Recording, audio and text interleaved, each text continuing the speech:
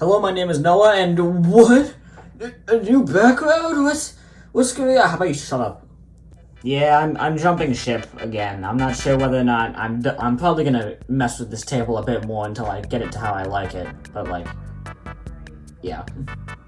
Anyway, Bendy and the Ink Machine is my favorite video game. But that might change when I finally play Dark Revival. No spoilers in the comments, please.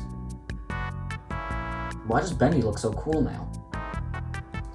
And I've waited many years for some action figures to be made. Good action figures. Yeah, I dodged a bullet there. Why did they sue them? Why? But that's in the past and we're in the now, and there's new action figures made by the great fellas over at who made this? Oh, those guys? I'm actually really glad that Jakks Pacific got the Bendy license. Because I don't know why other companies don't do this. They just use the animation models that they used in the game and just turn them into toys. So not only do the figures look good, but they look exactly like how they do in the game. Minus a couple painting and little detail mishaps here and there. I think mine's a little bit screwed up. I don't think the eye's supposed to be like that. Now you might be asking, Noah, why are you reviewing Tom? Well, you see, Walmart hates me specifically. I swear, I was at Walmart every day the month these things came out, and I never saw an ink demon. And that's the one that I wanted. So I just kept on waiting and waiting until I finally found one, and I never did. It was to the point where I finally bit the bullet because everything was sold out except for this one Tom figure. But why is that a bad thing? Tom's alright. The sculpting is immaculate and the painting is beautiful. Oh my god. It has a scratchy, sketchy texture just like the games. Get that plain white crap out of here. We are back to the dirty yellow. Don't take that out of context. He looks great, like a spitting image of his animation model. My only real problem is the legs look a little bit too short, but that just might be my brain being stupid. I can't tell if these are actually hand-painted or if they're just printed on with the paint, but it looks really good with very little mishaps. There's even some subtle shading on the robotic arm, and there might be some that I just haven't noticed on the actual body because it's just well implemented. My only problem with the paint is that the paint on here on his little straps seem a little thin. You can kind of see the black bleeding through. And the eyes have to be printed on because mine are just off slightly. But outside of that, the painting is pretty great. The sculpting, oh my god, looks just like the game. I love it. Look at his snout. Look at his ear. Look at his ass. He comes with an axe. God, what the hell?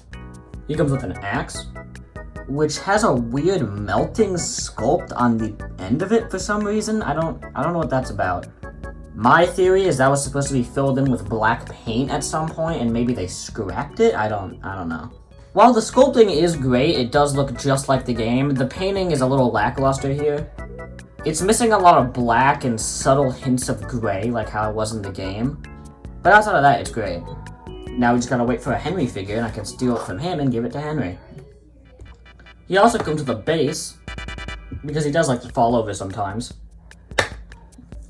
And the base has a little ridge on it where you can place this included backdrop card. This isn't like Studio Series where I'm probably going to end up throwing them away, because it actually looks really nice, and the plastic base actually does give it a real use outside of just photography. That's really nice. Backdrop seems to be a screenshot from the game, or at least an area from the game. I don't know, I haven't played Dark Revival.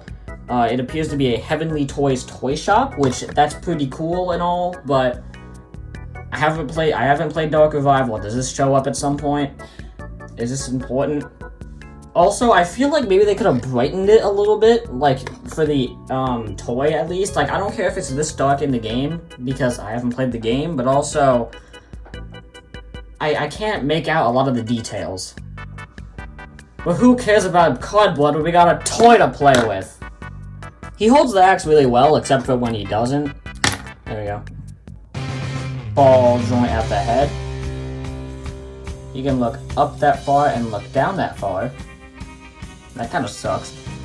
We have a universal joint at the shoulder, a bicep rotation, and then a elbow rotation. We have a just under 90-degree bend at the elbow, wrist rotation, and of course, we have a ball joint at the waist, so we can do side to side, a little bit of a crunch, a lot of arcing back, and a rotation, which is just great.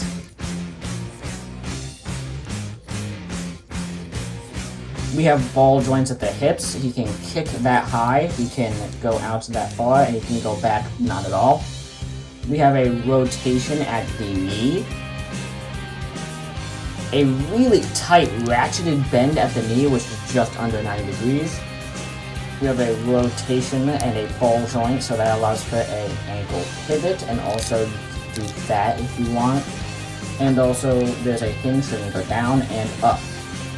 This arm is a little bit different. It does have the same universal joint, though it is a little bit hindered by the shoulder pad. There is a bicep rotation, but not a elbow rotation. And the elbow is ratcheted, which actually is a very nice detail, because it's a robot arm. Also, there is wrist rotation, and he can do that. The posability is alright, but is actually amazing for this type of figure.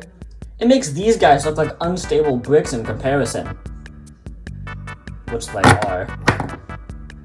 That's actually a perfect segue into Springtrap, Donatello, Godzilla, my previous review, The Real Great Gundam, and Cobra Commander, why not? All in all, this figure is absolutely amazing.